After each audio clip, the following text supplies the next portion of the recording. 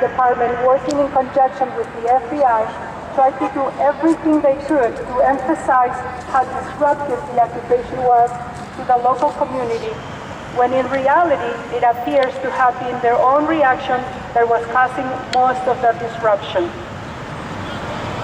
And it was the FBI that chose to escalate the situation to force a confrontation and violent ending. With respect to the actual facts and circumstances surrounding Lavoy's death, the video really speaks for itself. People will interpret it according to their own views. As the FBI's own narrative has stated, Lavoy was not wielding a firearm or any other weapon when he was killed. His hands were obviously up in the air. Knowing Lavoy, it is our view that he was moving away from the vehicle in an attempt to draw any hostility or violence away from others. Unfortunately, we don't know what he was saying and what was being said to him. He appears to have been gesturing or trying to keep his balance while moving in the deep snow. Although he may have been animated, he does not appear to have been threatening or posing a real threat or danger to anyone. The FBI claims that Lavoy had a loaded firearm in an inside pocket of his coat.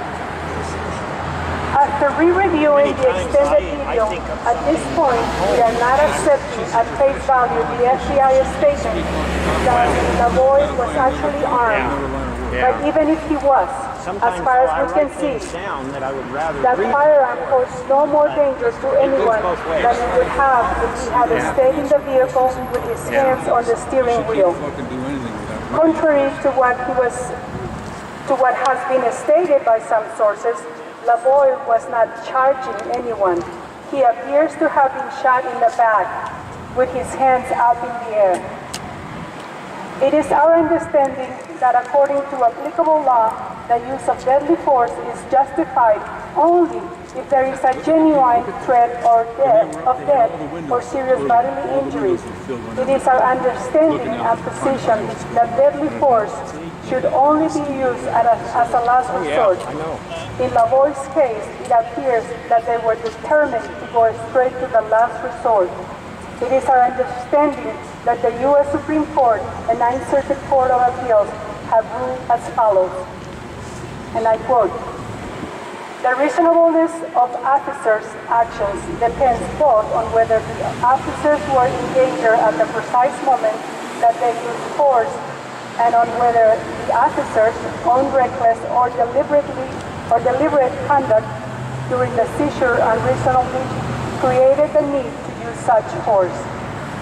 Where an officer intentionally or recklessly provokes a violent confrontation, he may be held liable for his otherwise defensive use of deadly force."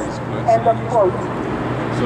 Although officers may claim self-defense, they may still be liable for using excessive force if their reckless and unconstitutional actions create the need to use excessive force.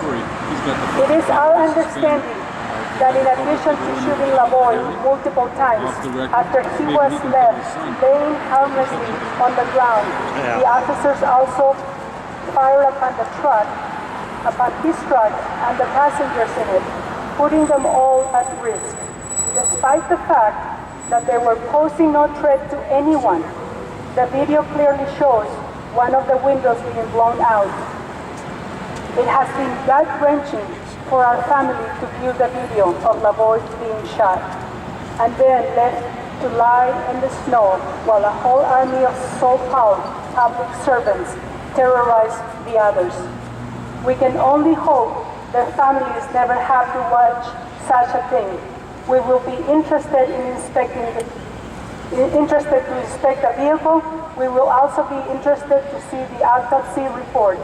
At this point, we will await the outcome of any investigation, but based on the information currently available to us, we do not believe that Lavoy's shooting death was justified.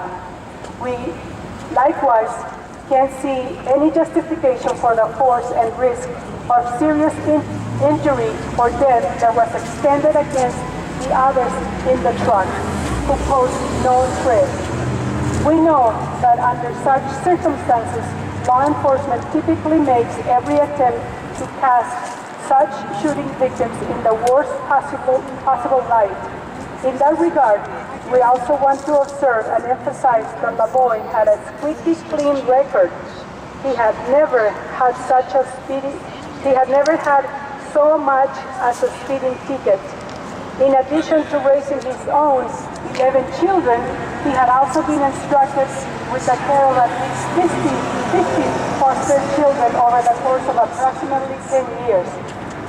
On January 7, 2016, Lavoy issued an official statement from the Malheur Wildlife Refuge.